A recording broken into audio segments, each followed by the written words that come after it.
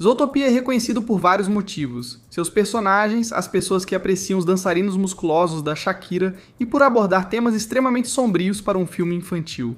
Sobretudo ao considerar os detalhes sombrios do roteiro original, que acredito que você já conheça. Além de tudo isso, houve um trabalho especial para que a cidade parecesse bastante realista. Vemos como ela foi criada considerando os tamanhos, necessidades e fisiologias de cada um dos animais, com cuidado especial no funcionamento dos diferentes biomas e na infraestrutura da cidade. Trata-se de um mundo criado com grande minúcia e cuidado, e justamente por isso conta com muitas histórias que se escondem sob a superfície, mas que podemos desvendar se analisarmos cuidadosamente esse mundo tão vivo. E uma delas é a que dá título a este vídeo.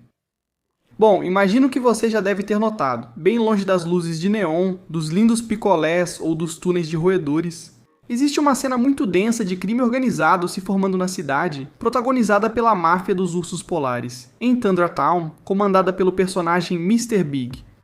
Baseada em entrevistas e até mesmo em simples referências visuais que podemos ver durante os filmes ou na forma como eles conversam entre si, podemos perceber que se trata de um análogo à máfia russa e italiana. Ao mesmo tempo, com referências claras aos filmes do Poderoso Chefão, mas com uma organização que faz uma paródia do conceito de uma máfia russa. Esse cara se chama Kozlov, não podia ser mais óbvio. Para evitar que este vídeo seja banido da face da Terra, fica impossível falar a fundo sobre os crimes da Vratva, a máfia russa, mas conseguimos listar de forma geral os que a Wikipédia menciona: tráfico de armas, lavagem de dinheiro, violência generalizada, tráfico de material nuclear e tráfico de pessoas, o que nos leva a Nick. Em comparação, e apesar de ter uma moralidade um tanto questionável, Nick é apresentado como um criminoso de pouca importância com um coração de ouro, que talvez tenha participado de alguns golpes. Sim, mas nada completamente irredimível. Mas isso não explica o fato evidente de que ambos já trabalharam juntos no passado. Como é que um bandido tão perigoso como Mr. Big poderia confiar em alguém tão inofensivo como Nick? Primeiro, precisamos identificar os crimes mostrados na famosa cena dos picolés e compará-los com leis reais de Nova York, cidade mais próxima de Zootopia no nosso mundo. Quando ele engana os estabelecimentos sobre o uso dos produtos e vende palitos de picolé como madeira importada, ele estaria cometendo publicidade enganosa, violando o código 19.20 com uma possível pena de até 1 ano. Além disso, sua constante evasão de impostos se encaixaria no Código 1806 com punições que podem variar de 3 a 25 anos dependendo da duração do crime. E claro, não podemos esquecer a maior evidência do seu passado criminoso, sua facilidade para entrar em lugares restritos, violando o Código 140.10 pelo menos 2 vezes com toda a naturalidade do mundo. Somando esses poucos delitos, a análise de um estudante de direito estima que Nick poderia enfrentar cerca de 30 anos de prisão. Novamente, isso leva em conta apenas certos crimes do filme, e não tudo o que ele pode ter cometido fora das câmeras, ou coisas que nós não sabemos. O que nos leva a um dos dados mais interessantes que Zootopia solta do nada. Quando Nick e Judy são capturados por membros da máfia e levados até o Mr. Big, e ela menciona várias coisas que nos deixam uma imagem bastante interessante sobre Nick. Ele, em algum momento, chegou a ser um membro bastante importante da família criminosa. O Sr. Big comentou que não só o convidou para sua mesa, mas sua avó ainda fez uma sobremesa deliciosa para ele, mostrando apreço. Sendo um membro tão querido da família que realmente doeu quando ele o enganou, entregando-lhe um tapete de cangambá para enterrar sua avó. Agora é curioso como esse protocolo de enterrar alguém enrolado em um tapete costuma ser usado em ficção policial como um método para se livrar de corpos sem chamar a atenção. Corpos aos quais foi tirada a vida e que não morreram de maneiras, digamos, naturais. Por isso eu não descartaria de jeito nenhum a ideia de que Mr. Big mandou matá-la, mas esse não é o ponto, pelo menos por enquanto. Aquele tapete de cangambá é feito de parte desse animal, um ser consciente que os filmes já nos mostraram, incontáveis vezes, que tem os mesmos sonhos e esperanças que nossos protagonistas. É uma pessoa. Claro, isso explica melhor o fato de que Mr. Big se sente tão insultado, pois basicamente enterraram um animal enrolado em pele de pessoa, especificamente sua retaguarda, um tapete feito do traseiro de um cangambá. Então de onde veio essa pele? Claro, eu não sou a primeira pessoa a ter notado isso, nem de longe, e é algo que já foi discutido de várias formas, Ele encontrou um animal atropelado, cujo corpo acabou usando. Uma teoria que evitaria ter que catalogar esse personagem da Disney como um assassino a sangue frio, mas infelizmente ela tem muitos furos lógicos. Primeiro, se ele encontrou magicamente um cadáver de forma exageradamente conveniente, isso não resolve de forma alguma. Como ele teve que procurar alguém para tratar a pele, separá-la e transformar em um tapete, como em Red Dead Redemption 2. Isso é algo que eu nem preciso começar a digitar no Google para saber que é incrivelmente ilegal. No mundo real, já houve casos como exposições artísticas que eu nem tenho certeza se podemos mostrar sem censura, mas você pode imaginar que esse tipo de confecção deveria estar muito além das habilidades de Nick. Quer dizer, sabemos que pelos seus tempos de escoteiro, ele tem algum conhecimento médico básico, mas não de taxidermia. O outro problema é que, se ele era um membro respeitado dentro da máfia, por que de um dia para o outro ele decidiria morder a mão que o alimenta? Bem, curiosamente essa resposta não está nem na sequência, nem na série animada que lançaram recentemente, mas sim em algo que foi em grande parte esquecido, os livros promocionais. Este livro promocional em particular parece incluir certos detalhes ignorados pelos filmes, focando na relação entre Nick e Finnick, onde é revelado para nós que no começo ele via este último como uma ameaça ou concorrente, alguém que se pudesse faria desaparecer para ficar com seu mercado. Lembre-se, são seus primeiros anos como vigarista, sem contatos, plano ou dinheiro. Por isso, neste livro oficial da Disney, e tendo ficado sem opções, ele decide tomar o único caminho lógico, apostar até seu último centavo em corridas de cavalos. E é aqui que Nick tenta enganar a pessoa errada, Mr. Big. Acho que esse aspecto foi largamente deixado de lado nas continuações.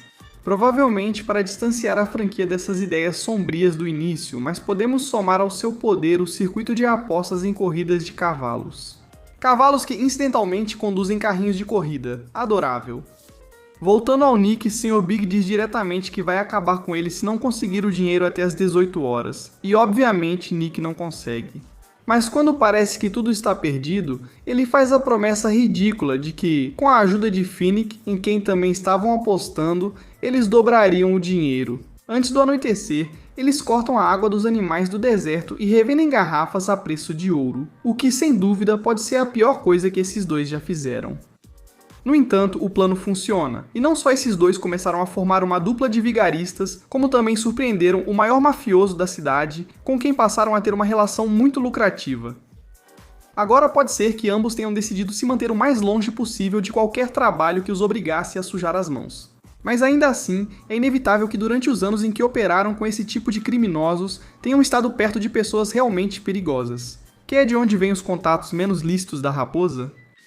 É aqui que chegamos novamente ao tema da avó, que talvez vocês possam imaginar que se trata de uma velhinha doce ou simpática que está fora da vida criminosa do neto, mas isso não poderia estar mais longe da verdade.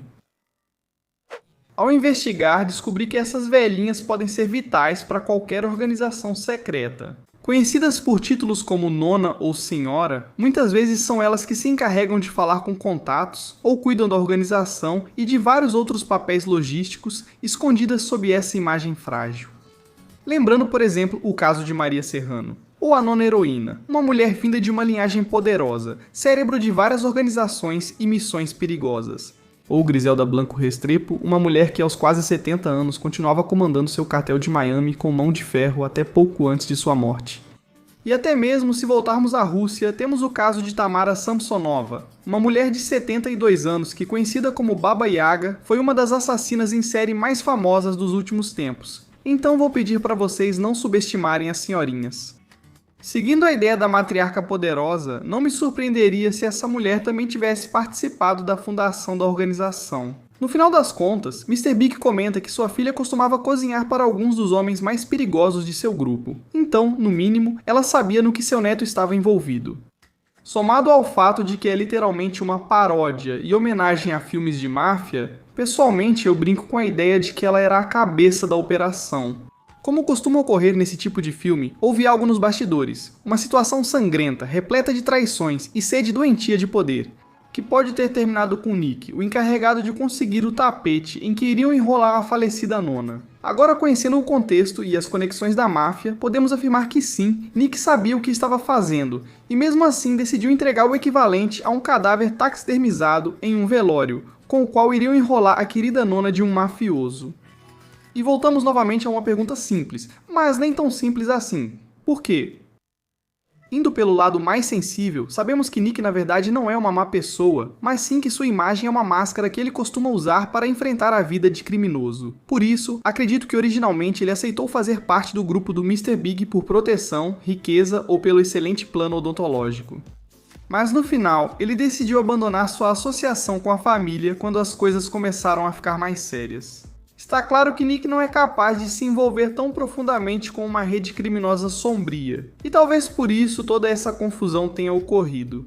Você sabe, sair da máfia não é tão simples, e talvez a única maneira que ele encontrou foi apresentar um tapete assim para que não só o tirassem, mas também o vissem como um assassino a sangue frio. Um criminoso tão insano e perigoso que o deixariam em paz, assim provavelmente ele nunca matou alguém com as próprias mãos. Ou ao menos era essa a imagem que ele queria passar à maior organização, capangas e membros de baixo escalão. Nick conquistou o respeito e favores da família, além da consideração do Mr. Big, o que provavelmente contribuiu para ser exilado a contragosto, em vez de morto imediatamente.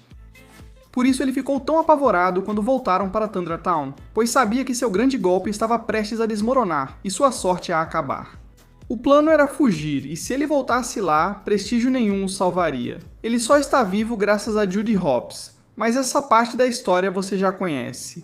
Espero que tenha gostado do vídeo, deixe seu like e inscreva-se para mais vídeos como este. Lembre-se de não dar um tapete feito de traseiro humano para o chefe da máfia da sua cidade, e a gente se vê. Adeus!